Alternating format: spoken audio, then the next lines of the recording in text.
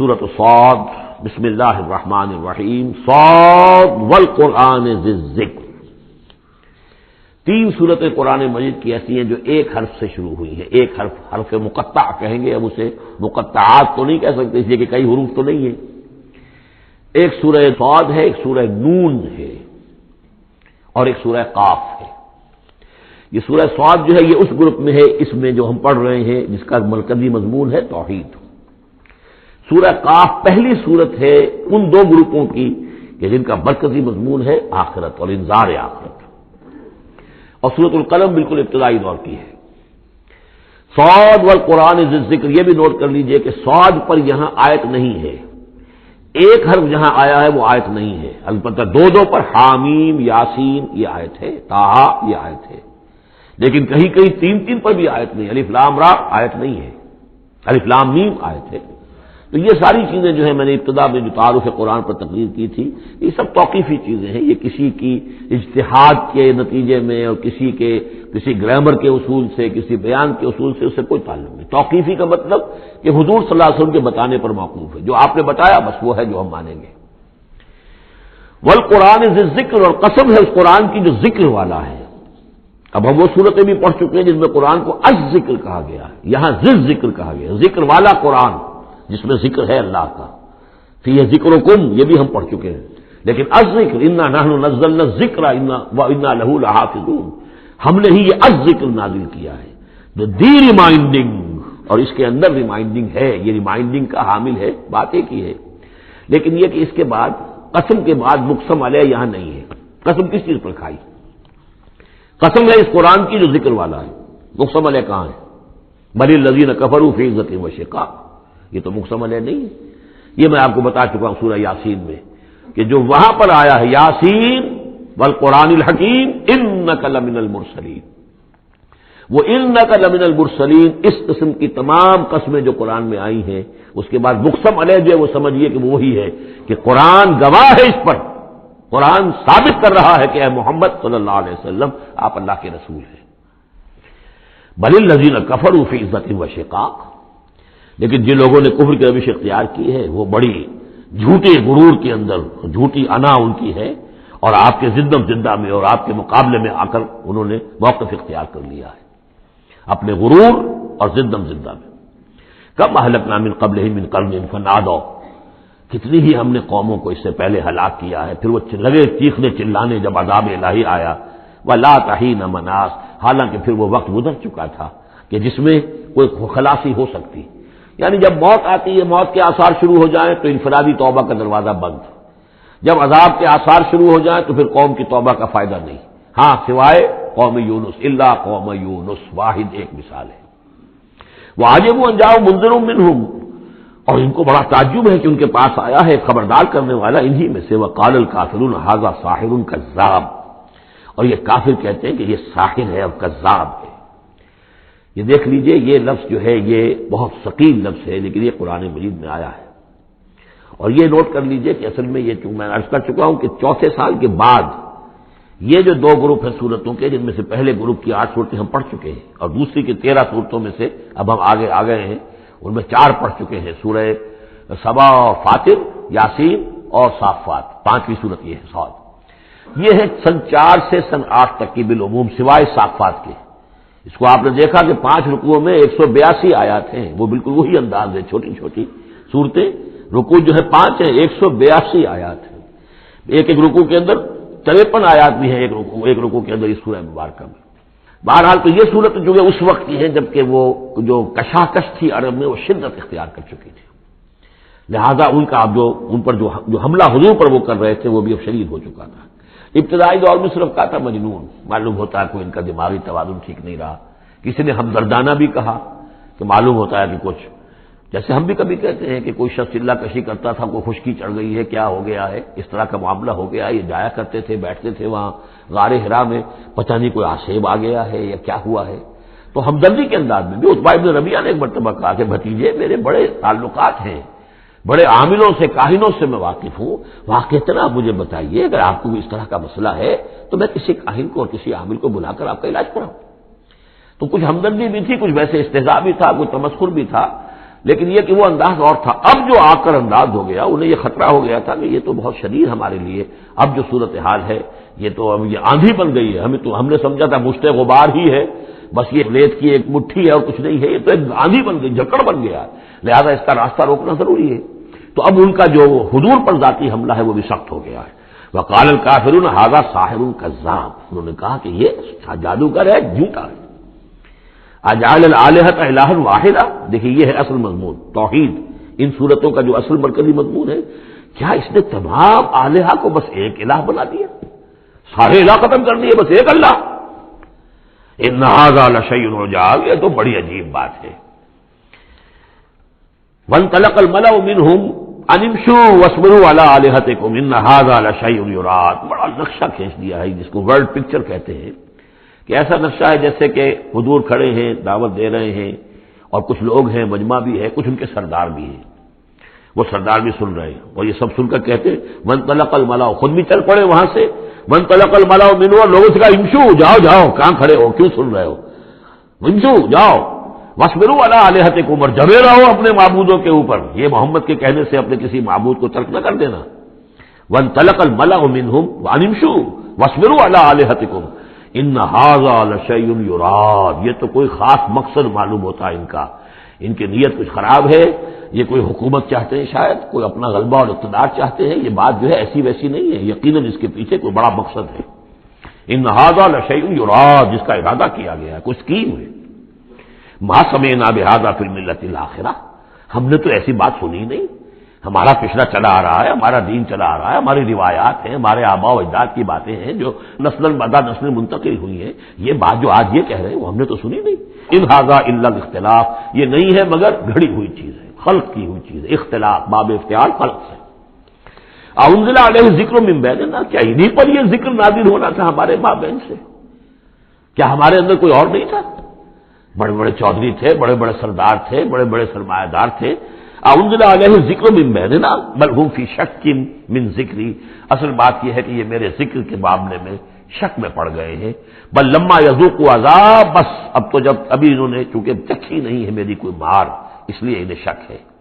ام عندہ خزائن رحمت ربک العزیز الوہاب, کیا ان کے اختیار میں ہے تیرے رب کے خزانے؟ اللہ جو العزیز ہے, وہاب ہے, دینے والا ہے, کیا ان کا اختیار تھا کہ وہ ان سے پوچھ کر دیتا کہ رسالت کس کو دوں, نبی کس کو بناؤں؟ کیا ان کے پاس اس کا اختیار ہے؟ ام عندہم خزائن رحمت ربک العزیز الوہاب ام لہم ملک السماوات والارض وما بینہما فلیرتقوا فی الاسباب, تو کیا ان کے پاس ہے بادشاہی آسمانوں اور زمین کی, اور جو ان کے دونوں کے مابین ہے ان سب کی فلیرتقوا فی الاسباب, تو چاہیے کہ رسیاں تان کر آسمان پر چڑھیں. جند ما ہنالک محذوب من الاحزاب, تو جیسے پہلی بہت سی قومیں ہلاک ہوئی ہیں, ایک یہ قوم بھی معلوم ہوتا ہے کہ اب اپنی ہلاکت کو دعوت دینے پر تل گئی ہے. جند ما هنالك محزوم من الاحزاب كذبت قبلهم قوم نوح وعاد وفرعون ذو الاوتاد وثمود وقوم لوط واصحاب الايكه اولئك الاحزاب ان كل الا كذب الرسل فحق عقاب. صدق اللہ العظیم. یہ بھی ایک لشکر ہے ان میں سے کہ جو اس سے پہلے ہلاک کیے جا چکے ہیں, ان کی قسمت میں بھی اب اسی طرح کی ہلاکت لکھی جا چکی ہے. اگلی آیتوں میں ذکر ہو رہا ہے جیسے قوم نوح, قوم ہود, اسی طریقے سے ذو الاوتاد, فرعون, سمود اور قوم لوط, یہ سب ہلاک ہوئی ہیں. اسی طرح سے اب یہ قریش بھی جو ہے معلوم ہوتا ہے کہ اسی انجام سے دوچار ہونے کا فیصلہ کر چکے ہیں. کذبت قبلہم قوم نوح, جھٹلایا تھا ان سے پہلے قوم نوح نے اور عاد نے, وعاد وفرعون, اور فرعون ذو الاوتاد میخوں والا, کیونکہ ان کا لشکر بہت بڑا تھا. تو جب وہ لاؤ لشکر کے ساتھ چلتے تھے تو بہت سے گھوڑوں پر اور خچروں پر تو صرف وہ جو کھوٹے ہوتے ہیں کہ جن سے کہ خیمے گاڑے جاتے ہیں اس کے لیے, تو وہی لگے ہوئے ہوتے تھے. وہ سمود اور قوم سمود, و قوم لوط, لوط کی قوم, و اصحاب الایکہ, اور یہ قوم شعیب جو بن والے تھے. اولئک الاحزاب, یہ ہیں وہ جماعتیں, یہ ہیں وہ گروہ, یہ ہیں وہ قومیں کہ جو ہلاک ہو چکی ہیں. ان کل الا کذب الرسل, ان سب نے رسولوں کی تکذیب کی. فحق عقاب, تو وہ میرے سزا کے اور میری عقوبت کے مستحق ہو گئے. وما ينظر هؤلاء الا صيحة واحدة ما لها من فواق, اور یہ لوگ بھی اب منتظر نہیں ہیں مگر صرف ایک چنگھاڑ کے, ایک ہی چنگھاڑ ہوگی ہماری طرف سے. ما لہا من فواق، جس میں کوئی وقفہ نہیں ہوگا، یہ ایک مسلسل، آپ دیکھیں کہ اگر کوئی زوردار آواز مسلسل چلے تو یہ انسان کی ہلاکت کا ذریعہ بن جائے گی۔ کبھی کبھی لاؤڈ سپیکر میں خرابی ہوتی ہے، اس کی گونج پیدا ہوتی ہے، بسا اوقات نماز کے دوران اس کا تجربہ ہوتا ہے، تو جو کیفیت پھر ہو جاتی ہے انسان کی، حالانکہ وہ چند سیکنڈز کی بات ہے، 1-2 منٹ کی بات ہے، لیکن اگر زوردار آواز مسلسل چلے، ویسے بھی آج ہمیں معلوم ہے کہ یہ ساؤنڈ ویوز جو ہوتی ہیں یہ بھی ایک قسم کی انرجی ہے، اور ان ساؤنڈ ویوز کے ذریعے سے بھی یہ سارے کا سارا جو نظام ہے درم برم ہو سکتا ہے۔ یہ اگر اتنی زوردار ویوز ہو تو ان سب کو توڑ پھوڑ کر رکھ دیں گے جو مادی یہ اس وقت عالم ہے۔ وما ينظر هؤلاء، مگر اللہ تعالیٰ کو کوئی اور بہت بڑا کوئی کام کرنے کی ضرورت نہیں ہوتی قوموں کو ہلاک کرنے کے لیے، ایک چنگھاڑ، وما ينظر هؤلاء الا صيحة واحدة ما لها من فواق، لیکن وہ رکے گی نہیں، بیچ میں دم نہیں لے گی، مسلسل۔ وقالوا ربنا عجل لنا قطنا قبل يوم الحساب، اور وہ کہہ رہے ہیں، اور یہ وہ استہزاء کہا کرتے تھے کہ پروردگار یہ جو محمد کہہ رہا ہے صلی اللہ علیہ وسلم کہ ہمارا کوئی حساب کتاب ہونا ہے، تو جو ہماری بیلنس شیٹ ہے وہ ہمیں ابھی دے دے، یوم الحساب سے پہلے ہمیں تو ابھی وہ ہمارا بتا دے کہ کیا ہماری بیلنس شیٹ ہے۔ قطنا، چٹھی ہماری، پچھلے زمانے میں جو چٹھے بنتے تھے،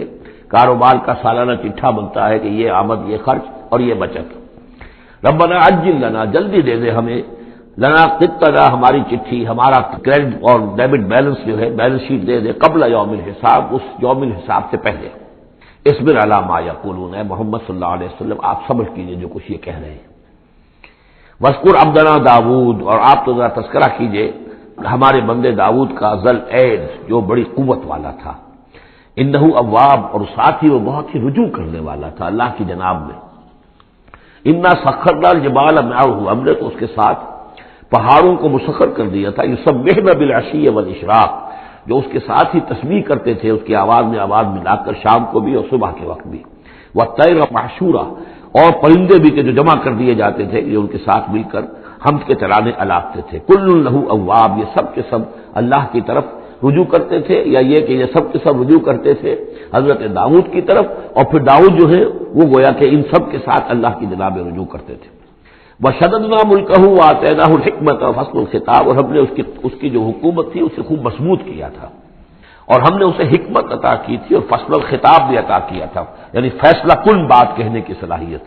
ایسی بات کہی جائے جس سے کہ لوگ سب مطمئن ہو جائیں کہ ہاں یہ بات ٹھیک ہے، فیصلہ کن بات ہو، دو ٹوک ہو، اور یہ کہ سب کے لیے موجب اطمینان ہو۔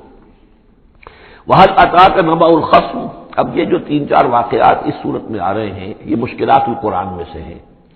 اس کی وجہ یہ ہے کہ یہ ہیں واقعات، لیکن ان کی یہاں پہ صرف اشارے کنائے میں قرآن نے تذکرہ کیا ہے۔ ان کی تفصیل کے لیے اگر ہم رجوع کرتے ہیں تورات کی طرف تو وہاں ہمیں کچھ قصے ایسے ملتے ہیں کہ جو انبیاء کی شان سے پوری طرح مطابقت نہیں رکھتے، لہذا ایک بہت ہی یوں سمجھیے کہ ایک ہمارے لیے شش و پنج کا مسئلہ ہے کہ مفسرین واقعہ تو اس طرح کا ہے، معلوم ہوتا ہے کہ کہیں کو خطا ہوئی ہے اور ہو جاتا ہے، آخر نبی اور رسول جو ہے وہ بھی سب اللہ کے بندے تھے، اور اللہ تعالیٰ کی طرف سے خصوصی حفاظت ان کی ہوتی تھی، وہ معصوم ہوتے تھے، میں ماننا یہ نہیں کہ ان کے اندر کوئی غلطی کا رجحان ہی کبھی پیدا نہیں ہو سکتا تھا، وہ تو اگر یہ رجحان ہی پیدا نہ ہوتا تو فرشتے ہوتے، پھر وہ انسان نہ رہتے، جب تک وہ انسان تھے تو اس رجحان کے پیدا ہونے کی نفی ہم نہیں کر سکتے، لیکن یہ کہ اللہ انہیں بچا لیتا تھا، روک لیتا تھا، تو وقت کے اوپر بچا لینا، روک لینا، جیسے حضور کے بارے میں آتا ہے کہ آپ اپنی وہ نوجوانی کے دور میں حضور فرماتے کہ 2 مرتبہ میں نے ارادہ کیا کہ وہ جو میلے ہوتے تھے جہاں پر کچھ وہ قصے کہانیاں ہوتی تھیں، وہاں پر فوش گوئی بھی ہوتی تھی، شاعر جو ہے وہ ایسے ایسے اپنے قصیدے سناتے تھے، اپنے معاشقوں کی تفاصیل بیان کرتے تھے، تو 2 مرتبہ حضور کہتے ہیں میں نے ارادہ کیا کہ میں بھی انہیں جاؤں، دیکھوں کیا ہوتا ہے، وہاں پہ میں بھی شریک ہوں، لیکن دونوں مرتبہ یہ ہوا کہ فاصلے پر ہوتا ہوگا، ظاہر بات ہے کہ عین مکے میں تو نہیں تھا وہ، تو جیسے عکاس کا بازار جو ہے وہ ذرا فاصلے پر لگتا تھا، تو راستے ہی میں کہیں تھوڑی دیر آرام کرنے کے لیے بیٹھے ہیں اور نیند آ گئی ہے، ساری رات سوتے رہے، صبح آنکھ کھلی ہے، تو اللہ تعالیٰ نے بچا لیا کہ وہاں جانے کی شکل ہی پیدا نہیں ہوئی، حالانکہ ابھی نبوت آپ کو، ویسے تو نبی پیدائشی نبی ہوتے ہیں، نبوت تو حضور فرماتے ہیں کہ مجھے مل چکی تھی جبکہ ابھی آدم کی روح جو ہے وہ ان کے جسد میں پھونکی نہیں گئی تھی، وہ آدم و بین الروح والجسد، تو عالم ارواح میں بھی نبی کی روح جو ہے وہ تو اسی امتیازی شان کے ساتھ تھی، لیکن یہ کہ نبوت کا ظہور ہوا ہے جب آپ کی عمر 40 برس کی ہوئی ہے، لیکن اس سے پہلے بھی بچپن میں بھی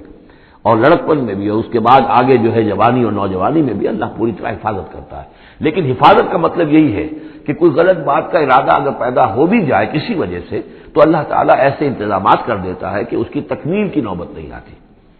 اب یہ جو ایک واقعہ ہوا ہے حضرت داؤد علیہ السلام کا، اس کے پیچھے جو قصہ بیان کیا گیا ہے جو تورات میں ہے،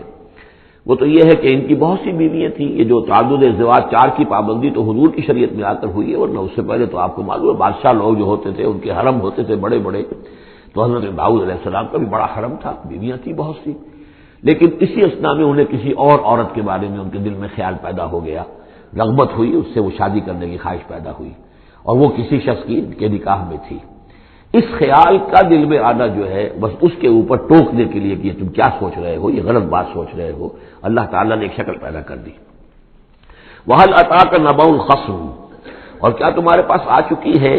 2 دعوے داروں کی خبر، یعنی کچھ لوگ آئے تھے جن کا ایک مقدمہ تھا، ان کی خبر، اِذْ تَصَوَّرُوا الْمِحْرَابَ، جبکہ انہوں نے دیوار پھلانگ کر محراب میں، حجرے میں جہاں حضرت داؤد علیہ السلام اللہ کی عبادت میں یاد میں مشغول تھے وہاں پہنچ گئے، پہرے داروں وغیرہ سے سب سے بچ کر فصیل کو یا دیوار جو تھی اس کو پھلانگ کر آ گئے۔ اس دخلوا علی داؤد،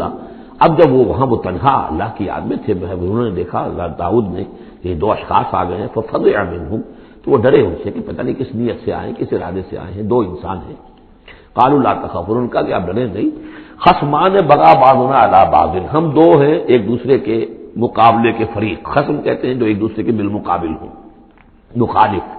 ہم 2 مخالف ہیں، بغا بعضنا علی بعض، ہم میں سے کسی نے دوسرے پر زیادتی کی ہے، فاحکم بیننا بالحق، تو ہمارے مابین حق کے ساتھ فیصلہ کیجیے،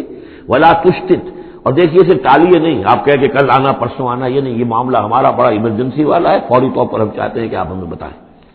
واہدنا الی سواء الصراط، اور ہمیں پھر ہدایت دیجیے سیدھے راستے کی طرف کہ کیا کون سی شکل بہتر ہے، کون سا راستہ صحیح ہے۔ ان ھذا اخی، اب یہ جو مدعی تھا وہ کہہ رہا ہے یہ میرا بھائی ہے، لہ 99 نعجۃ، اس کے پاس 99 دمبیاں ہیں، یعنی اس کا جو ہے بہت بڑا جو ہے ریوڑ ہے اس کے پاس، ولی نعجۃ واحدہ، میری ایک ہی دمبی ہے۔ اصل میں اس تورات کے واقعے کو ہم اس کا مطلب یہ ہے کہ ایک شخص کے پاس 99 بیویاں ہیں، میرے پاس صرف ایک بیوی ہے۔ فقال اکفلنیھا، اب وہ کہہ رہا ہے کہ یہ بھی مجھے دے دے، وعزنی فی الخطاب، اور اس نے مجھے دبا لیا ہے، یعنی دباؤ ڈال رہا ہے مجھ پر، پریشرائز کر رہا ہے، جو گفتگو کرتا ہے تو بڑے زوردار انداز میں کرتا ہے۔ قال لقد ظلمك بسؤال نعجتك الى نعاجه، حضرت داؤد نے فوراً کہا کہ یہ تو بڑی ظلم کی بات ہے، واقعتاً اس نے بہت ظلم کیا تمہارے اوپر کہ تمہاری دمبی جو ہے اب اس پر بھی اس کی نظر ہے اور وہ اس کو چاہتا ہے تم سے لے لے اور اپنی دمبیوں میں اس کو بھی شامل کر لے ریوڑ میں۔ وَإِنَّ كَثِيرًا مِنَ الْخُلَطَاءِ لَيَبْغِي بَعْضُهُمْ عَلَى بَعْضٍ، اور یقیناً جن لوگوں کا معاملہ مشترک ہوتا ہے، قریبی رشتہ دار ہوتے ہیں، قرابت دار ہوتے ہیں، جس کو پنجابی میں شریکہ کہتے ہیں، یہ شریکے والوں میں ہوتا ہی ہے کہ ایک دوسرے پر کوئی زیادتی کر بیٹھتے ہیں۔ وَإِنَّ الْخُلَطَاءَ كَثِيرًا مِنَ الْخُلَطَاءِ لَيَبْغِي بَعْضُهُمْ عَلَى بَعْضٍ، کوئی ایک دوسرے پر زیادتی کر بیٹھتے ہیں، إِلَّا الَّذِينَ آمَنُوا وَعَمِلُوا الصَّالِحَاتِ، سوائے ان کے جو صاحب ایمان ہوں اور نیک عمل والے ہوں، وَقَلِيلٌ مَّا هُمْ، اور ایسے لوگ بہرحال کم ہوتے ہیں، زیادہ تعداد میں نہیں ہوتے۔ وَظَنَّ داؤد أَنَّمَا فَتَنَّاهُ، اس پر اچانک خیال آیا داؤد کو کہ یہ تو اصل میں سارا معاملہ جو ہے اللہ تعالیٰ نے مجھے آزمایا ہے، اللہ تعالیٰ نے در حقیقت مجھے متنبع کرنے کے لیے یہ ساری صورتحال جو پیدا فرمائی ہے۔ انہیں اپنے اس خیال کے اوپر پھر جو تنبع ہوا، فاستغفر ربہ، تو انہوں نے استغفار کیا اپنے رب سے، وخر راکعا واناب، اور وہ گر پڑے سجدے کے اندر، رکوع کہہ دیجئے، سجدہ کہہ دیجئے، راکعا گر پڑا جھک کر، اور رجوع ہوا اس نے اللہ تعالیٰ کی طرف اپنے آپ کو پوری طریقے سے متوجہ کر لیا۔ یہ آیت سجدہ ہے۔ یہ جو بھی اسرائیلی روایت اس سلسلے میں آئی ہے اس کے ضمن میں حضرت عبداللہ ابن عباس رضی اللہ تعالیٰ عنہ کا ایک اثر بھی موجود ہے اسی نوعیت کا، یعنی ان کا قول بھی موجود ہے۔ اب یہ نہیں کہا جا سکتا کہ وہ مرفوع انہوں نے سنا ہو حضور سے، یا یہ کہ وہ صرف جو ہے روایت انہوں نے یہود سے سنی ہو اور اسی کو بیان کر دیا ہو، واللہ عالم۔ لیکن میں یہ سمجھتا ہوں کہ یہ چیز جیسے کہ ہم پڑھ چکے ہیں اس سے پہلے سورہ احزاب میں، حضور سے کہا گیا کہ اب آپ مزید شادی نہیں کریں گے، وَلَوْ أَعْجَبَكَ حُسْنُهُنَّ، وہاں پر بھی کوئی پردہ تو نہیں ڈالا گیا۔ ہو سکتا ہے کہ کوئی خاتون جو ہے آپ کی طبیعت میں ہماجگی پیدا ہو جائے کہ آپ اس سے نکاح کریں، لیکن اب آپ خواہ وہ آپ کو پسند بھی آ جائیں لیکن آپ اب نکاح نہیں کریں گے۔ تو یہ جو انسانی تقاضے ہیں، ظاہر بات ہے کہ انبیاء کا معاملہ جو ہے جیسے کہ میں نے عرض کیا، بشریت تو ان کے ساتھ ہوتی ہے اور بشری تقاضے بھی ہوتے ہیں، لیکن نبی معصوم ہوتا ہے اس معنی میں کہ ان کا اس طرح کا کوئی اگر خیال ہو بھی جائے تو اس کی تکمیل اللہ نہیں ہونے دیتا، حفاظت کر لیتا ہے، اسی کا نام ہے عصمت انبیاء۔ فغفرنا لہ ذلک، تو ہم نے وہ جو بھی معاملہ تھا ہم نے معاف کر دیا اسے، وَإِنَّ لَهُ عِندَنَا لَزُلْفَىٰ، اور وحسن مآب، اور یقیناً ہمارے پاس داؤد کے لیے بہت اونچا مرتبہ ہے اور بہت اچھا ٹھکانہ ہے، جہاں وہ جب لوٹ کر آئے گا تو بہت اعلیٰ مقام ہم عطا کریں گے۔ یا داؤد انا جعلناک خلیفۃ فی الارض، ہم نے کہا کہ اے داؤد ہم نے تمہیں زمین میں خلیفہ بنایا ہے، تمہیں حاکم بنایا ہے، فاحکم بین الناس بالحق، تو لوگوں میں جو فیصلے کرو معاملات کے حق کے ساتھ کرو، ولا تتبع الہویٰ، اور دیکھو اپنی خواہش کی پیروی نہ کرو، فیضلک عن سبیل اللہ، اگر اپنی خواہش کی پیروی کرو گے پھر تو وہ تمہیں لازماً گمراہ کر دے گی، بھٹکا دے گی اللہ کے راستے سے۔ ان الذین یضلون عن سبیل اللہ لہم عذاب شدید، یقیناً وہ لوگ جو بہک جاتے ہیں یا بھٹک جاتے ہیں اللہ کے راستے سے ان کے لیے تو بڑا سخت عذاب ہے، بما نسوا یوم الحساب، یہ بھٹکنا ہوتا اسی لیے ہے کہ انہیں آخرت یاد نہیں رہتی، بسبب اس کے کہ وہ بھول جاتے ہیں حساب کے دن کو۔ وہ یوم آخر اگر یاد رہے، آخرت کی زندگی کا یقین رہے تو پھر انسان جو ہے سیدھا رہتا ہے۔ وما خلقنا السماء والارض وما بینہما باطلا، اور ہم نے جو کچھ کے آسمانوں میں ہے اور زمین میں ہے اور جو کچھ ان کے مابین ہے اسے بیکار پیدا نہیں کیا۔ اب یہ وہی لفظ آ گیا ہے دوبارہ جو سورہ آل عمران میں تھا، ربنا ما خلقت ھذا باطلا سبحانک فقنا عذاب النار۔ اس کے علاوہ سورہ مومنون میں آ چکا ہے، افحسبتم انما خلقناکم عبثا وانکم الینا لا ترجعون، تو یہ عبث اور بیکار کام کرنا اللہ کی شان سے بہت ہی سمجھیے کہ بعید ہے۔ ذالک ظن الذین کفروا، یہ گمان تو ان لوگوں کا ہے جنہوں نے کفر کیا ہے، فویل للذین کفروا من النار، تو ہلاکت اور بربادی اور تباہی ہے ان کافروں کے لیے آگ کی۔ ام نجعل الذین آمنوا وعملوا الصالحات کالمفسدین فی الارض، ذرا یہ سوچیں کیا ہم ان لوگوں کو جو ایمان لائے اور جنہوں نے نیک عمل کیے بنا دیں گے ویسا جیسا کہ وہ لوگ ہیں کہ جنہوں نے زمین میں فساد مچایا؟ یعنی یہ سوچو کہ دنیا میں کچھ لوگ ہیں نیکوکار ہیں، بھلائی کے کام کر رہے ہیں، کچھ ہیں بدماش ہیں، شریر ہیں، بد امنی پیدا کرتے ہیں، لوٹ مار کرتے ہیں، لوگوں پر ظلم کرتے ہیں، تو اگر آخرت نہ ہو تو پھر تو بڑا ظلم ہو گیا۔ یہ نیکوکار تو گھاٹے میں رہ گئے، بدماش ایش میں رہے، جن کے لیے کوئی اسکروپلز نہیں ہے، کوئی اصول نہیں ہے، ان کے لیے نہ دیانت ہے نہ امانت ہے، کچھ نہیں ہے، جہاں داؤ لگ جائے جہاں ہاتھ پڑ جائے وہ حاصل کرنے کے لیے تیار ہے، اپنی تمام خواہشات کی جو ہے وہ تکمیل کرنے کے لیے ہر دم جو ہے وہ تیار ہے، دیکھتے نہیں جائز ہے کہ ناجائز ہے، تو وہ تو پھر نفع میں رہے۔ اگر کوئی آخرت نہیں ہے تو پھر نفع میں وہ رہے، گھاٹے میں یہ رہے۔ جو بیچارے بچ بچ کر چلتے ہیں، کسی کا دل نہ میں دکھا دوں، کسی کا حق نہ مار لوں، کسی پر زیادتی نہ کر بیٹھوں، میں حلال کھاؤں جائز کھاؤں، محنت سے اور سچ بولوں جھوٹ نہ بولوں، وہ تو پھر گھاٹے میں رہیں گے۔ آخرت ہونا لازمی ہے، اس کا تو مطلب یہ کہ پھر دنیا بیکار پیدا ہوئی۔ اگر آخرت نہیں ہے تو پھر انسانی زندگی کا خصوصاً انسان میں جو اخلاقی حص ہم نے پیدا کی ہے، یہی تو ہے جو حیوان میں اور انسان کے درمیان بہت بڑا فرق ہے۔ ان کی جبلت ہے صرف، باقی کوئی اخلاقی حص ان کے اندر نہیں، لیکن انسان کے اندر تو اخلاقی حص ہے، جبلت بھی ہے اور اخلاقی حص بھی ہے۔ تو اس اخلاقی حص کا نتیجہ کیا نکلا؟ الٹا نکل رہا ہے، تو نتیجہ درست ہونا چاہیے۔ ام نجعل الذین آمنوا وعملوا الصالحات کالمفسدین فی الارض ام نجعل المتقین کالفجار، کیا ہم اپنے متقی بندوں کو برابر کر دیں گے ان فاجروں اور فاسقوں کی؟ کتاب انزلناہ الیک مبارک، یہ کتاب ہے قرآن جو ہے نبی ہم نے آپ پر نازل کی ہے، مبارک بہت بابرکت ہے۔ یہ برکت کے لفظ کو یہاں سمجھ لیجئے، برکہ عربی زبان میں کہتے ہیں کسی شے میں سے اس کے خیر کو نکالنے والی شے، وہ برکت ہے۔ کوئی شے پوٹینشلی آپ میں ہے لیکن یہ کہ وہ ڈورمنٹ پڑی ہوئی ہے، سوئی ہوئی ہے، اور اس کو آپ ایکسپلائٹ نہیں کر رہے، استعمال نہیں کر رہے، آپ کو اس کا شعور بھی نہیں ہے، احساس بھی نہیں ہے۔ کوئی شے جو آپ کو اس کا احساس دلا دے، پھر آپ اپنی صلاحیت کو استعمال کریں، ایکسپلائٹ کریں، اسے بروئے کار لائیں، وہ شے برکت والی ہوئی۔ تو یہ لفظ آتا ہے قرآن مجید میں، یا تو بام مبارکہ، باران رحمت، بارش برستی ہے، زمین میں وہ پوٹینشل رویدگی موجود ہے، ڈورمنٹ ہے، بیج پڑے ہوئے، پانی آتا ہے، جذب ہوتا ہے، آسموسس شروع ہوتا ہے، پانی داخل ہوتا ہے بیج کے اندر، وہاں کو حرکت شروع ہوتی ہے، اب وہاں سے وہ جو رویدگی نکل رہی ہے اور وہ بیج جو ہے اس سے اب 2 پتیاں نکلی ہیں، تو مام مبارکہ۔ اسی طرح یہ کتاب مبارک ہے اس معنی میں کہ انسان کے اندر اللہ نے جو خیر ودیت کیا ہوا ہے، موجود ہے، اس کی روح میں ہے نور تجلی بھی اسی خاک میں پنہاں، غافل تو نرا صاحب ادراک نہیں ہے، وہ ہے تمہارے اندر، لیکن یہ کہ وہ ڈورمنٹ ہے۔ اس کو نکال کر برآمد کرنا، اس کو سامنے لانا، اس نیکی کو بروئے کار لانا، اس روح کی اور روحانیت جو ہے اس کی نشو و نما، اس کا پروان چڑھنا، یہ اس کتاب کا نتیجہ ہے۔ تو یہ کتاب مبارک ہے۔ کتاب انزلناہ الیک مبارک لیدبروا آیاتہ ولیتذکر اولو الالباب، یہ مبارک ہے، بابرکت ہے، تاکہ وہ تدبر کریں اس کی آیات پر، اور تاکہ جو ہوش مند لوگ ہیں وہ اس سے سبق حاصل کریں۔ وَوَهَبْنَا لِدَاوُودَ سلیمان، اور ہم نے داؤد کو سلیمان جیسا بیٹا عطا کیا، نعم العبد، بہت ہی اچھا بندہ تھا ہمارا، انہ اواب، اور یقیناً وہ بھی ہماری طرف رجوع کرتا رہتا تھا، ہماری طرف ہی رجوع رہتا تھا، توجہ رکھتا تھا، دھیان ہمارے ساتھ لگائے رکھتا تھا۔ اذ عرض علیہ بالعشی الصافنات الجیاد، جب یہ کہ شام کے وقت ان کے سامنے پیش کیے گئے، یعنی جیسے انہوں نے پہلے ہم پڑھ چکے ہیں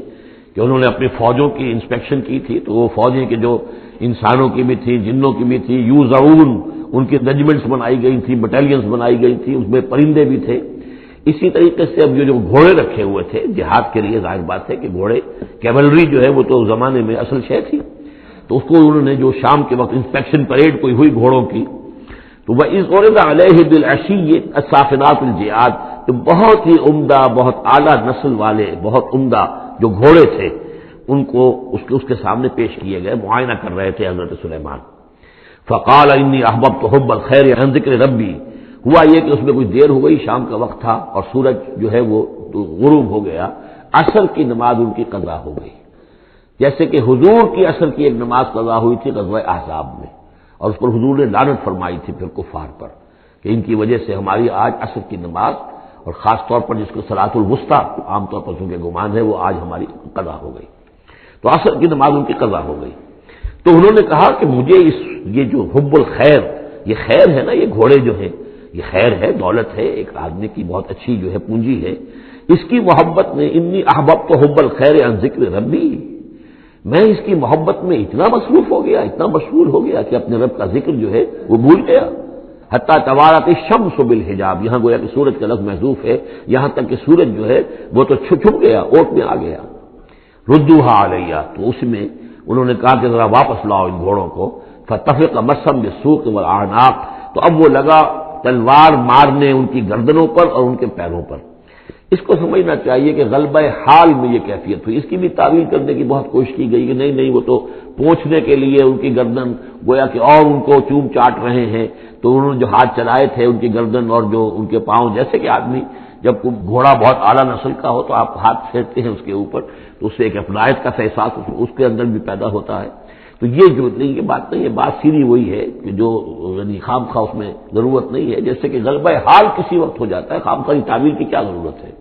جیسے حضرت عمر کا معاملہ ہو گیا تھا کہ غزوہ احد میں تلوار پھینک کر بیٹھ گئے، جب محمد ہی قتل ہو گئے صلی اللہ علیہ وسلم، تو اب اور کس کے لیے لڑنا ہے؟ حالانکہ لڑنا تو اللہ کے لیے تھا، محمد کے لیے اتنی لڑنا تھا، لیکن ایک طرح کی طبیعت ہوتی ہے ایک وقت میں احساسات اور جذبات کا ایسا غلبہ ہو جاتا ہے، وہی غلبہ ان پر ہوا ہے حضور کے انتقال کے وقت، وہ بھی تلوار کھینچ کے بیٹھ گئے تھے کہ جو شخص کہے گا کہ محمد کا انتقال ہو گیا گردن اڑا دوں گا۔ وہ تو پھر حضرت ابو بکر آئے ہیں، انہوں نے پھر آ کے خطبہ دیا ہے، اور خطبے میں وہ آیت بھی پڑھی ہے وما محمد الا رسول قد خلت من قبلہ الرسل افإن مات أو قتل انقلبتم على أعقابكم، اور ساتھ ہی پھر انہوں نے یہ خطبہ دیا کہ من كان يعبد محمدا فإن محمدا قد مات ومن كان يعبد الله فإن الله حي لا يموت، کوئی شخص اگر محمد کو پوجتا تھا، محمد کی عبادت کرتا تھا، تو سن لے محمد کا انتقال ہو گیا، اور جو کوئی اللہ کو پوجتا تھا اور اللہ کی بندگی کرتا تھا اس کو جان لینا چاہیے اللہ پر کبھی موت واقع نہیں ہوگی، وہ زندہ رہنے والا ہے۔ تو یہ غلبہ حال کی ایک کیفیت ہے کہ اسی کیفیت میں کہ میری یہ نماز جو ہے یہ چھوٹ گئی ہے۔ بہرحال یہ دونوں میں نے آپ کے سامنے رکھ دیے ہیں۔ وَلَقَدْ فَتَنَّا سُلَيْمَانَ وَأَلْقَيْنَا عَلَىٰ كُرْسِيِّهِ جَسَدًا ثُمَّ أَنَابَ، اس معاملے میں تو ایک جو ہے یعنی مرفوع حدیث موجود ہے جس کا کہ اب ذکر ہو رہا ہے یہاں پر، حضرت سلیمان سے ایک اور بھی ایک موقع پر اسی طریقے کا کہ یہ خطا کہہ دیجیے، جیسے کہ خطا حضور سے ہو گئی تھی، سورہ کہف میں ہم پڑھ چکے ہیں کہ جب سوال کیا گیا بتائیے کون ہیں اصحاب کہف، کون تھے، ان کا واقعہ کیا ہے، اور وہ ذوالقرنین کون، آپ کہتے ٹھیک ہے میں کل بتا دوں گا، اس لیے کہ روزانہ حضرت جبرائیل آتے تھے، میں پوچھ لوں گا اور مجھے جواب مل جائے گا، میں تمہیں دے دوں گا، لیکن کئی دن تک حضرت جبرائیل نہیں آئے۔ اب پھر دیکھیے کہ آپ کی جان جو ہے وہ ضیق میں آ گئی کہ نہیں آ گئی، لوگوں نے تالیاں پیٹ دی، بس چھٹی گم ہو گئی، کہاں اب تمہاری وہ وحی اور کہاں تمہارے پاس وہ ذریعہ علم؟ اس کے بعد پھر وحی نازل ہوئی تو ساتھ ہی وہ آیت بھی سورہ کہف میں نازل ہوئی، وَلَا تَقُولَنَّ لِشَيْءٍ إِنِّي فَاعِلٌ ذَلِكَ غَدًا إِلَّا أَن يَشَاءَ اللَّهُ، آئندہ کبھی اے نبی کسی بھی کام کے بارے میں کبھی ہرگز یہ نہ کہیے گا یہ کام میں کل کر دوں گا مگر اس استثناء کے ساتھ اگر اللہ نے چاہا، انشاءاللہ، اگر انشاءاللہ میرا ارادہ ہے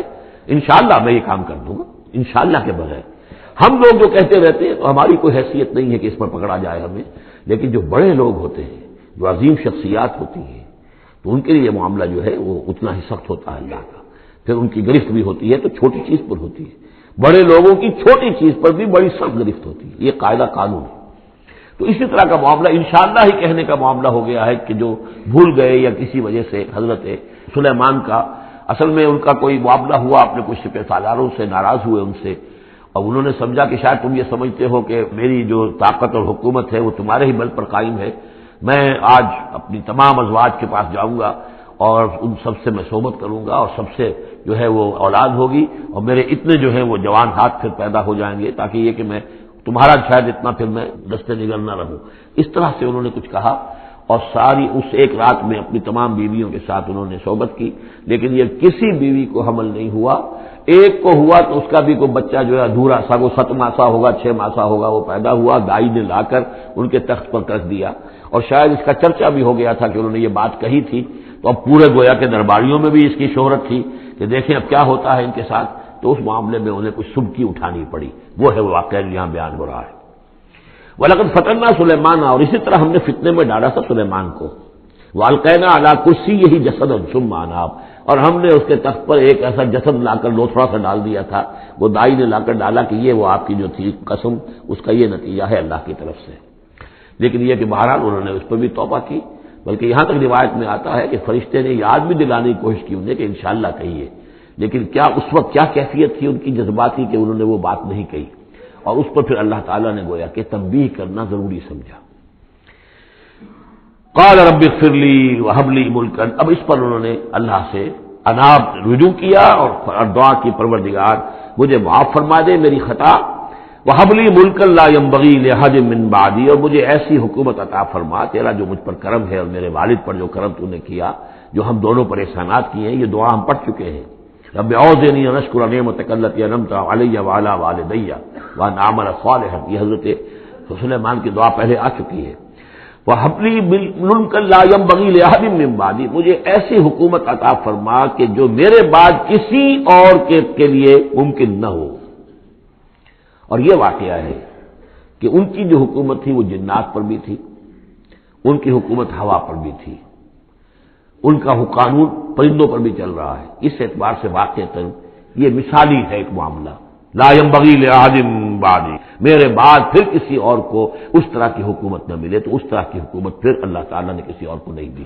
اللہ نے ان کی اس دعا کو قبول فرمایا۔ انک انت الوہاب، یقیناً تو ہی ہے دینے والا عطا کرنے والا۔ فسخرنا له الریح تجری بامرہ رخاء حیث اصاب، تو ہم نے ہوا کو بھی اس کے لیے مسخر کر دیا، اس کے حکم پر وہ چلتی تھی، اس کے حکم سے چلتی تھی بڑی ہی نرمی اور آہستگی کے ساتھ جہاں بھی وہ پہنچنا چاہتا تھا، یعنی ہوا کی ڈائریکشن بھی ان کے اختیار میں، اور وہ ہوا جو ہے پھر ان کے سفینوں کو لے کر سمندروں کے اندر بھی جدھر وہ جانا چاہتے تھے وہ آرام کے ساتھ لے کر جاتی تھی۔ وشیاطین کل بناء وغواص، اور ہم نے مسخر کر دیے تھے اس کے لیے وہ شیاطین یعنی جنات، کل بناء جو سب کے سب بنانے والے تھے، عمارتوں کے بنا، بنا کہتے ہیں معمار کو۔ حسن البنا شہید رحمۃ اللہ علیہ، ان کا خاندانی پیشہ جو ہے وہ معمار خاندان سے تھے، اور عربوں میں کوئی اس میں آر نہیں ہوتا۔ آپ سعودی عرب میں جائیں گے سقا، اب وہاں پہ کوئی صاحب ہوں گے جن کے جد امجد جو ہیں وہ حرم کے اندر کہیں پانی پلاتے تھے لوگوں کو، ساقی کے کام کر سقا، وہ اپنے نام کے ساتھ سقا لکھتے، انہیں کوئی وہ نہیں۔ خباز نان بائی خاندان چلا آ رہا ہے، خبازوں کا خاندان ہے، نان بائی ہے، تو کام کے اندر تو پیشے میں عیب نہیں رکھیے نہ فرحات کو نام، سیدھی سی بات ہے۔ تو وہ بننا وہ ان کے لیے تھے معمار، وغواص اور غوطہ خور، غوطہ کرنے والے، سمندروں میں غوطہ لگا کر اور وہاں سے موتی وغیرہ نکالنے والے، وآخرین مقررین فی الاسفاد، جو لوگ تو رہتے تھے، اور کچھ اور قوم ہوتی تھی کہ جو جکڑی ہوئی زنجیروں میں، یہ جنات کی طاقت جو ہے ایک نفری وہ ہوتی تھی جو رکھی رہتی تھی کہ جہاں ایمرجنسی میں ضرورت ہو تو پھر ان کو وہاں سے استعمال کیا جائے۔ ھذا عطاؤنا، اور ہم نے ان سے کہہ دیا تھا اے سلیمان یہ ہماری عطا ہے تمہارے لیے، فمنن او امسک، چاہو تو یہ تقسیم کرو لوگوں کے اندر، لوگوں پر احسان بھی کرو، اور چاہو تو اپنے پاس رکھو بغیر حساب۔ بہرحال ہم نے اس پر حساب کوئی نہیں رکھا، ہم تم سے اس پر کوئی حساب نہیں لیں گے۔ وَإِنَّ لَهُ عِندَنَا لَزُلْفَىٰ وَحُسْنَ مَآبٍ، اور یقیناً اس کے لیے ہمارے پاس بہت اونچا رتبہ بھی ہے اور بہت عمدہ ٹھکانہ بھی ہے، جب وہ لوٹ کر آئیں گے تو ان کو وہاں پر بہت عمدہ ٹھکانہ ملے گا۔ وَاذْكُرْ عَبْدَنَا أَيُّوبَ إِذْ نَادَىٰ رَبَّهُ أَنِّي مَسَّنِيَ الشَّيْطَانُ بِنُصْبٍ وَعَذَابٍ،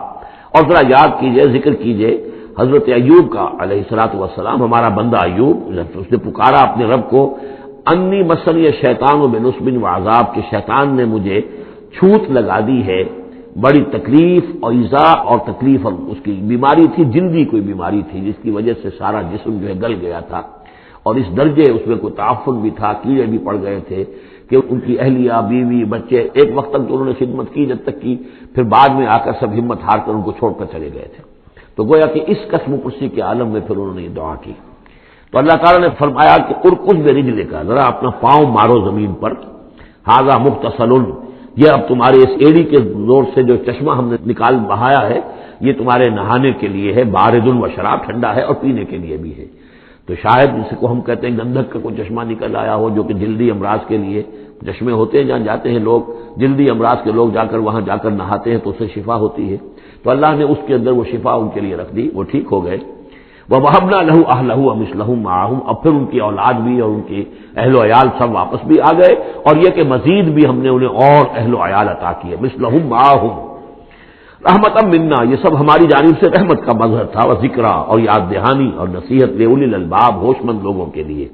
وَخُذْ بِيَدِكَ رِزْقًا، کسی موقع پر اپنی بیوی سے ناراض ہو کر ان کہا تھا کہ میں تمہیں 100 کوڑے لگاؤں گا یا 100 تمہیں ماروں گا کمچیاں، تو غصے میں آ کر اب وہ قسم کھا لی اس کے اوپر، لیکن یہ کہ اب جب ٹھیک ہو گئے، بیوی بھی آ گئی، اب کیا کریں، وہ اس قسم توڑیں یا اس قسم کا کیا شکل کریں، تو اللہ نے اس کے لیے بھی انہیں ایک شکل بتا دی کہ سیکوں کا ایک تھبا لے لو، جیسے جھاڑوਆਂ ہوتی تھی پرانے زمانے میں، تو اس میں وہ 100 اگر سیکیں ہیں تو وہ لے لو، خود میں یدے کا ذغصن، تم لے لو اپنے ہاتھ میں سیکوں کا ایک مٹھا، فضرب بہ، اور اس سے ایک ضرب لگا دو، ولا تحنس، اس سے یہ کہ تمہاری وہ قسم ٹوٹے گی نہیں، وہ 100 وہ جو ہے کمچیاں ایک ہی مرتبہ لگ جائیں گی۔ انا وجدناہ صابرا، ہم نے اسے اپنا صبر کرنے والا بندہ پایا، نعم العبد، کیا ہی عمدہ وہ اچھا بندہ تھا ہمارا، انہ اواب، یقیناً وہ بھی ہماری طرف رجوع کرنے والا انسان تھا۔ واذکر عبادنا ابراہیم و اسحاق و یعقوب اولی الایدی والابصار، اور تذکرہ فرمائیے ہمارے بندوں ابراہیم کا اور اسحاق کا اور یعقوب کا، وہ بھی تھے بڑے ہاتھوں والے، یعنی بڑے ان کے قوتوں والے، والابصار، اور آنکھوں والے، مشاہدہ بھی، غور و فکر بھی، ہاتھوں والے بھی، طاقت والے بھی۔ انا اخلصناہم بخالصۃ ذکر الدار، ہم نے ان سب کو خالص کر لیا تھا ایک خالص شے کے لیے۔ ایک خالص شے کون سی ہے؟ آخرت کے گھر کی یاد دہانی، یعنی وہ لوگوں کو ہمیشہ متوجہ کرتے رہتے تھے کہ اصل زندگی آخرت کی زندگی ہے۔ انا اخلصناہم بخالصۃ، ایک خالص شے کے لیے ہم نے انہیں خالص کر لیا تھا، یعنی ان کی زندگی میں اب ایک ہی، جیسا کہ میں نے بارہا عرض کیا ہے کہ جو اللہ کا بندہ اس مقام پر پہنچ جائے، پھر واقعہ یہ ہے کہ اسے دنیا کی دولت سے دلچسپی نہیں، دنیا کی کسی اور دوسری چیز کی طرف رغبت نہیں، اس کے وقت کا، اس کا ایک ایک منٹ، اس کی توانائی جو بھی اللہ نے اس کو دی ہے، اس کا خون کا ایک ایک قطرہ وقف ہو جاتا ہے پھر اس کام کے لیے کہ خلق خدا کو خدا کی طرف بلائے، اللہ کی طرف بلائے، اور انہیں بچائے آخرت کے انجام سے، برے انجام سے۔ اس کے سوا کیا ہو، جیسے ہمارے شیخ معین الدین اجمیری رحمۃ اللہ علیہ، وہ آئے تھے ہندوستان میں، اگر اس وقت آ کر بیٹھے ہیں اجمیر میں، جبکہ اجمیر ابھی جو ہے وہ کفر کا گڑھ تھا، راجپوتوں کا مرکزی مقام، اس لیے کہ شیخ علی اجمیری جو لاہور میں ہیں، جن کو داتا گنج بخش کہتے ہیں، وہ تو اس وقت آئے ہیں لاہور میں جبکہ لاہور اسلامی حکومت میں شامل ہو چکا تھا، لیکن یہ معین الدین اجمیری کیونکہ ابھی تک مسلمانوں کی حکومت وہاں تک نہیں پہنچی تھی، جو سمجھیے اجمیر جو ہے وہ تو راجپوتوں کا گڑھ، اور اس میں جو ہے وہاں جا کر بیٹھ کے اللہ کا بندہ اور دعوت دے رہا ہے، اور کاروبار تو وہ کرنے نہیں آئے تھے وہ، بلکہ یہ کہ اللہ کی طرف بلانا، تو اس کے لیے ہم نے خالص کر لیا تھا۔ جو بھی اللہ کا بندہ اپنے آپ کو اس کے لیے خالص کر لے، وہ گویا کہ اللہ تعالیٰ کے مصطفین میں سے ہو جاتا ہے، وہ لفظ آ رہا ہے۔ انا اخلصناہم بخالصۃ ذکر الدار وانہم عندنا لمن المصطفین الاخیار، اور یقینااً وہ ہمارے نزدیک وہ بڑے چنے ہوئے لوگ ہیں، اچھے لوگوں میں سے، نیک لوگوں میں سے چنے ہوئے لوگ، چنیدہ لوگ۔ جو شخص اپنی زندگی کا ہدف اسی کو بنا لے، مقصد اسی کو بنا لے، جینا مرنا اسی کے لیے ہو جائے، تو ظاہر بات ہے کہ اللہ تعالیٰ کے یہاں پر اس کا اونچا مقام ہے۔ وَاذْكُرْ إِسْمَاعِیلَ وَالْيَسَعَ وَذَا کے فلور ذکر کیجئے اسماعیل کا بھی اور یسع یا، اب ان کے بارے میں صحیح طور پہ ہم کچھ نہیں کہہ سکتے، یہ دو جو ہیں یسع اور ذوالکفل، ذوالکفل کے بارے میں تو میں عرض کر چکا ہوں کہ ایک گمان یہ ہے اور مجھے اس سے اتفاق ہے کہ یہ گوتم بدھ کی طرف اشارہ ہے، وہ اللہ کے نبی تھے۔ ذوالکفل پے یہاں فے سے بدل گیا ہے، کپل وستو کا شہزادہ، سدھارتھا گوتما بدھا، بدھا تو اصل میں اس کا لقب ہے جو بعد میں بن گیا ہے، سدھارت اس کا نام تھا، سدھارتھا گوتما بدھا، اور کپل وستو کی ریاست تھی، اس کا یہ شہزادہ تھا۔ وَكُلُّ مِنَ الْأَخْيَارِ، یہ سب کے سب بھی بڑے ہی عمدہ لوگوں میں سے تھے۔ ھذا ذکر، یہ ایک ذکر ہے، یہ ایک تذکرہ ہے۔ وَإِنَّ لِلْمُتَّقِينَ لَحُسْنَ مآب، اور یقیناً ان متقین کے لیے، تمام متقین کے لیے بہت ہی اچھی جگہ ہے لوٹنے کی، آنے کی، اچھا ٹھکانہ ہے۔ جنات عدن، وہ باغات کے جو رہنے والے ہوں گے، ریزیڈنشل ہوں گے، بسنے والے، مفتحۃ لہم الابواب، جن کے دروازے ان کے لیے کھلے رکھے گئے ہوں گے۔ یہ آگے بھی آئے گا سورہ زمر میں بھی کہ جنتوں کا معاملہ یہ ہے کہ اس کے دروازے کھلے ہوں گے جنتیوں کے استقبال کے لیے، جیسے کہ مہمان کے لیے جب آپ کو ان کا استقبال کرنا ہو تو یہ تو نہیں کرتے دروازے بند کر کے بیٹھ جائیں کہ وہ آ کے دستک ہی دے گا تبھی کھولیں گے، اس کا تو انتظار ہو رہا ہوتا ہے، تو دروازے کھلے ہوتے ہیں۔ لیکن جہنم کے بارے میں یہ آتا ہے کہ جب مجرم پہنچ جائے گا، جیسے جیل کا دروازہ ہوتا ہے، جب وہاں پہنچ جائے گا پھر وہ دروازے کھولے جائیں گے۔ یہ مضمون جو ہے سائملٹینیس کنٹراسٹ کی شکل میں جو ہے وہ آئے گا سورہ زمر میں۔ ان کے لیے دروازے کھلے رکھے جائیں گے جنات عدن کے،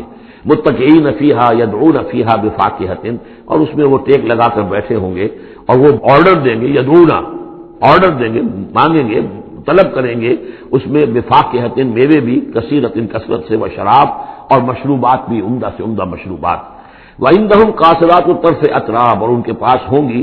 ایسی ان کی بیویاں کہ جو نیچی نگاہ والی ہوں گی اور ہم عمر ہوں گی۔ ھذا ما توعدون لیوم الحساب، یہ ہے جس کا تم سے وعدہ کیا جا رہا ہے حساب کے دن۔ ان ھذا لرزقنا ما لہ من نفاد، اور یہ ہوگا ہمارا رزق، ہمارا عطا کردہ دی ہوئی چیزیں، اب یہ کبھی ختم نہیں ہوں گی، یہ نہ سمجھنا کہ یہ نعمتیں ختم ہو جائیں گی، یہ باقی رہیں گی ہمیشہ ہمیش۔ ھذا وان للطاغین لشر مآب، یہ تو ہے اہل جنت کا معاملہ، لیکن جو سرکش تھے، جو باغی تھے ہمارے، ان کے لیے ہے برا لوٹنے کا مقام، بری جگہ، جہنم یصلونھا، جس میں وہ داخل ہوں گے، فبئس المہاد، اور وہ بہت ہی برا بچھونا ہوگا۔ ھذا فلیذوقوہ حمیم وغساق، اور کہہ دیا جائے گا یہ ہے اب وہ جس کا وعدہ تم سے کیا گیا تھا، فلیذوقوہ، اب وہ اس کو چکھیں، حمیم، جو کیا ہوگا وہاں گرم پانی ہوگا، غساق، زخموں کا دھون، جو زخموں کو صاف کرتے ہیں جس پانی سے، پھر اس میں پیپ ہے یا کچھ اور چیزیں ہیں کہ جن سے انسان کی طبیعت ابا کرتی ہے۔ وہ آخروں من شکلہ ازواج، اور اسی طرح کی اور چیزیں بھی جو بھی ان کو دی جائیں گی کھانے اور پینے کے لیے، وہ اسی طرح کی چیزیں ہوں گی، گھناؤنی اور بد ذائقہ۔ ھذا فوج مقتحم معکم، اب وہ جو جہنم میں جو لوگ پڑے ہوئے پہلے سے، جب ایک قوم آئی پھر دوسری آئی، جو نئی قوم آئے گی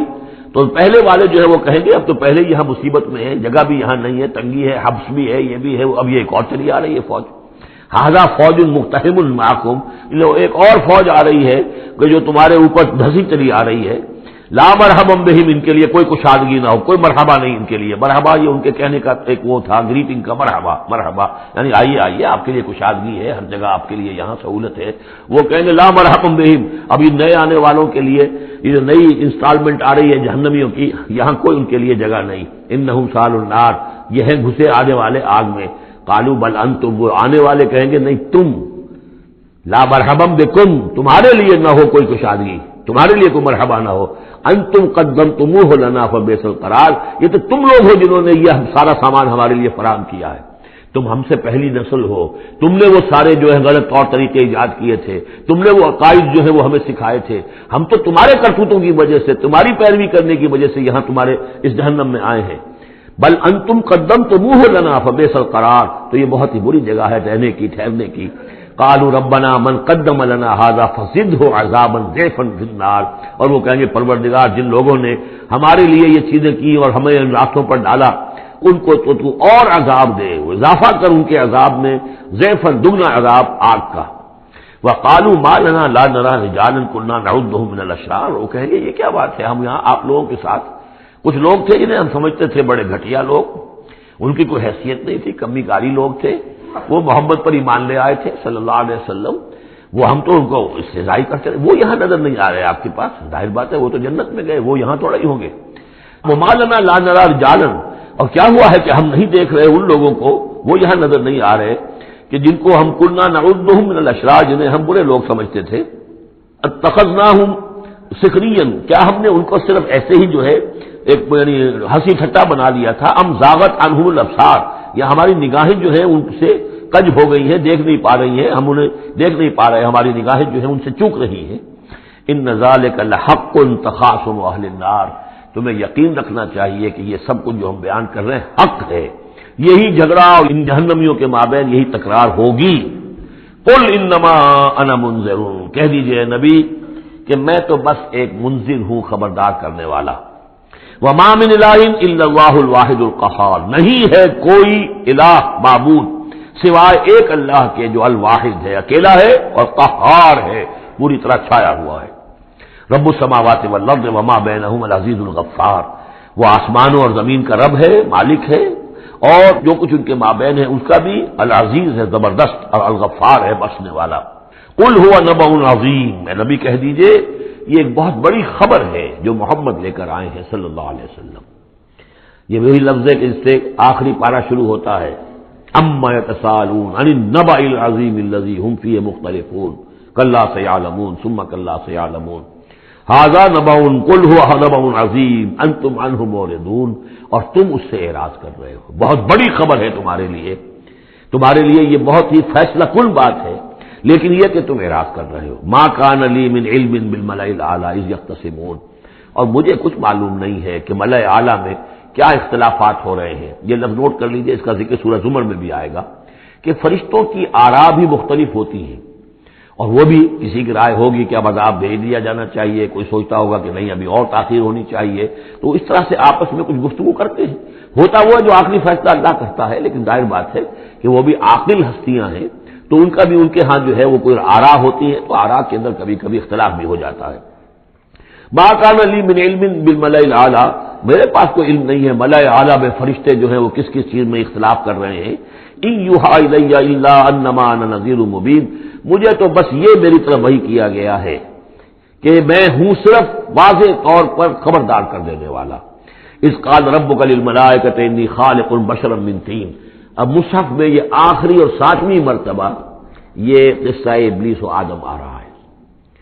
7th time and the last time۔ جب کہا تھا آپ کے رب نے فرشتوں سے کہ میں بنانے والا ہوں ایک بشر من طین، ایک انسان بنانے والا ہوں مٹی سے، فاذا سویتہ، جب میں اس کی تخلیق مکمل کر لوں، درست کر دوں، ٹھیک بنا چکوں، نک سک سے درست کر دوں،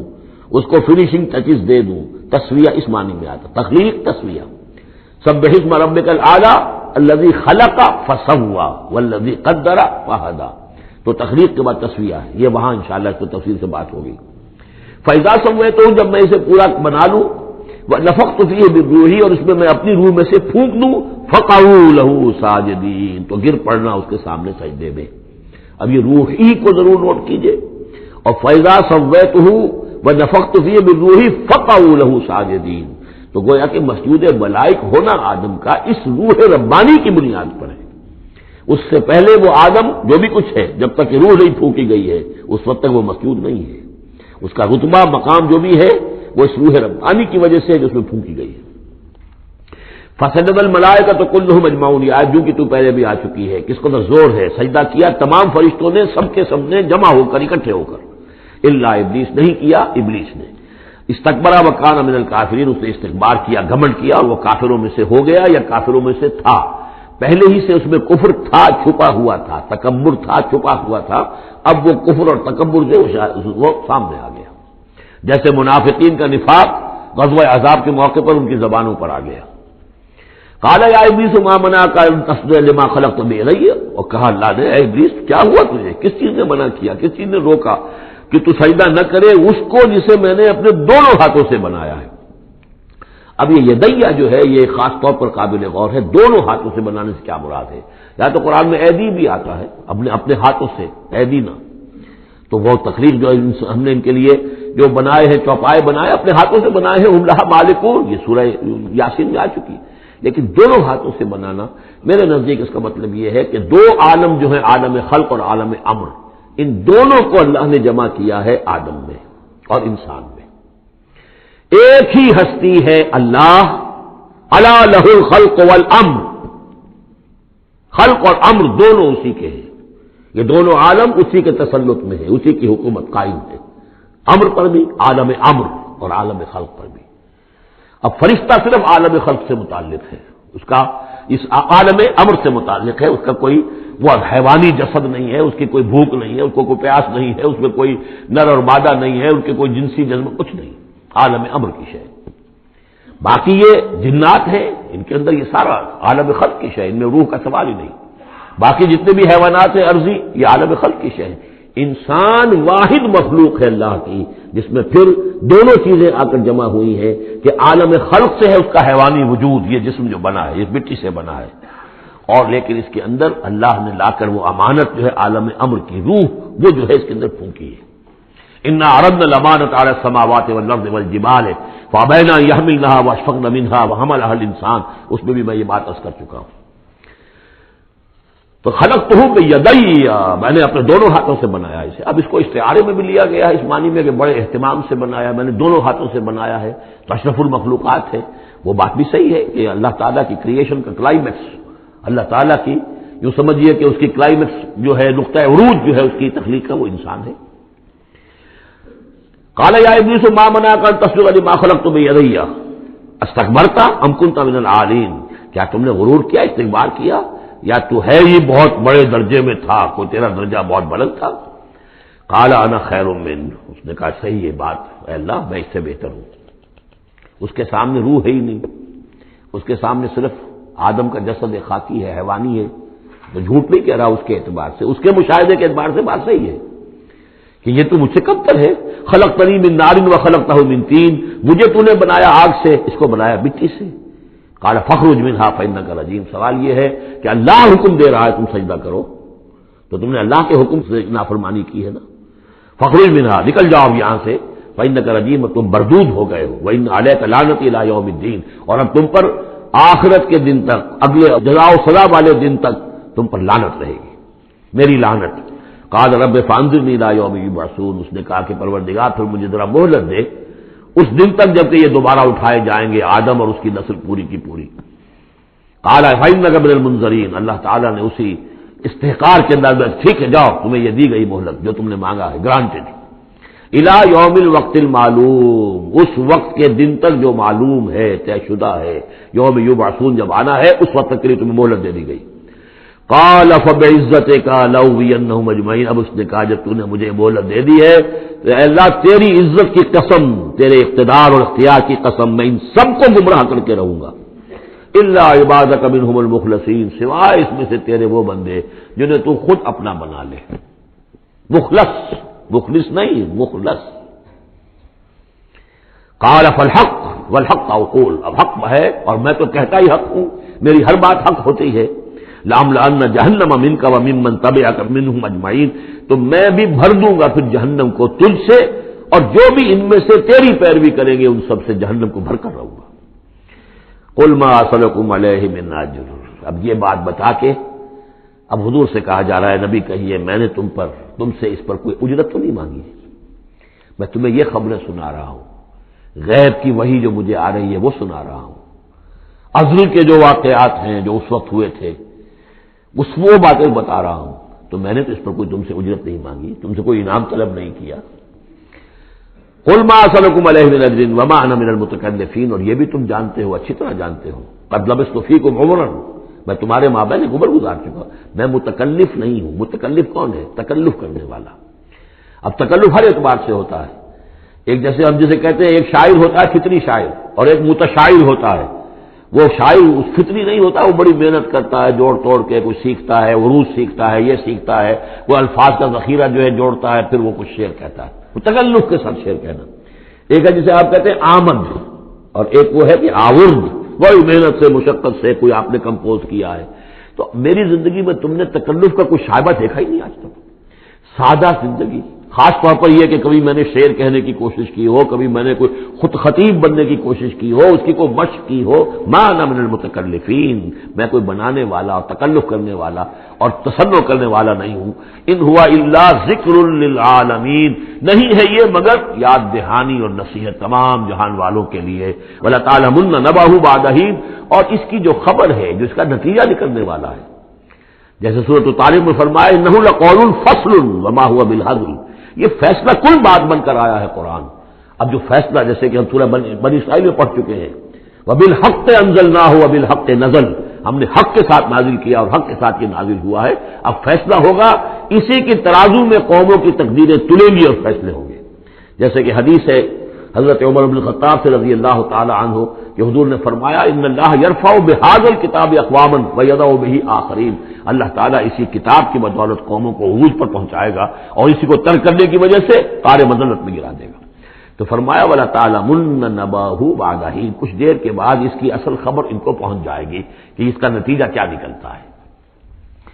یہاں وہ 5 صورتیں ختم ہو گئی ہیں اس دوسرے، بلکہ جیسا کہ میں نے عرض کیا تھا کہ یہ جو گروپ ہے چوتھا، یہ 13 صورتیں مکیات ہیں اس کے اندر.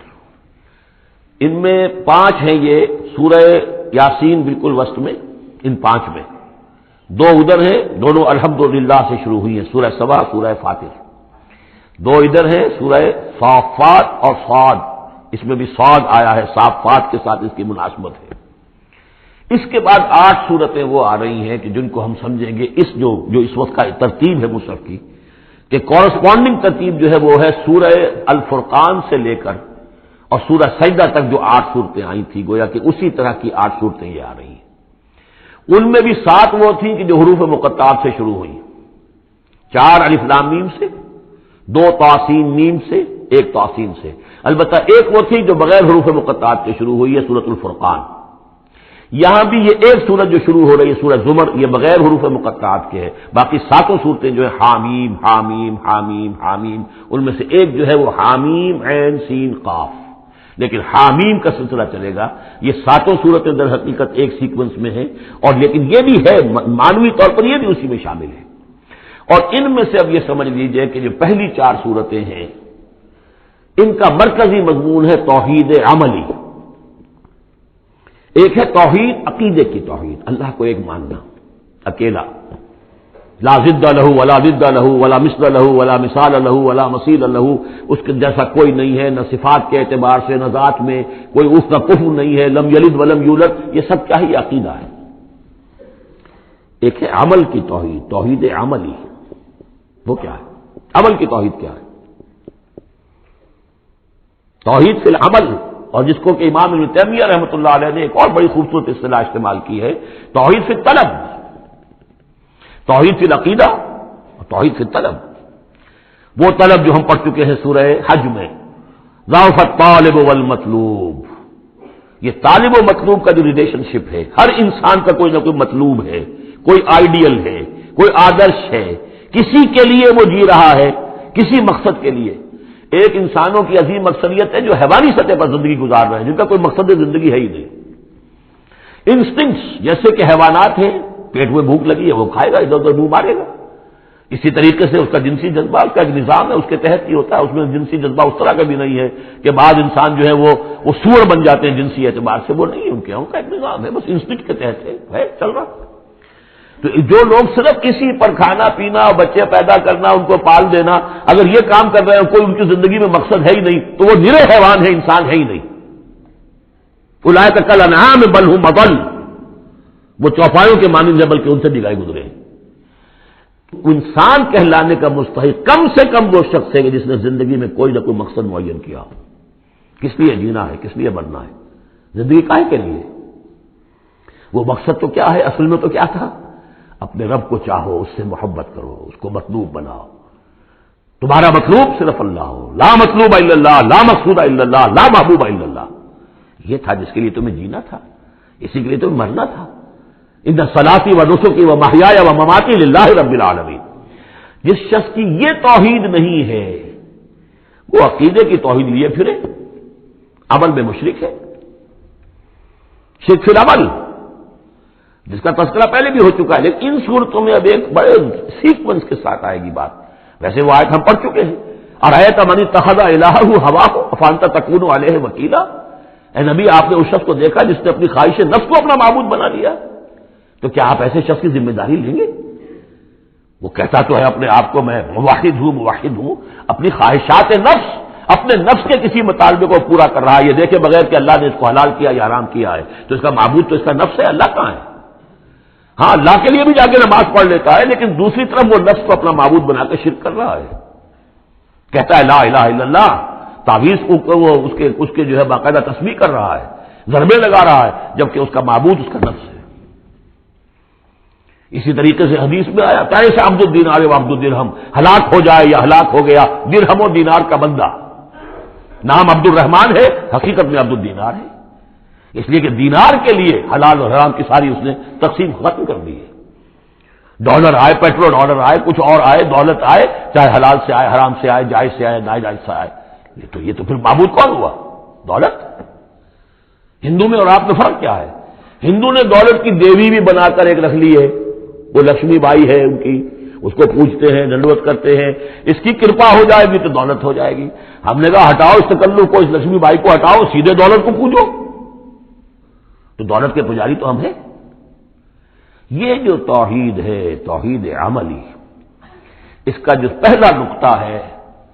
اللہ کی بندگی کی توحید، توحید فی العبادت، بندگی صرف اللہ کی ہو، یعنی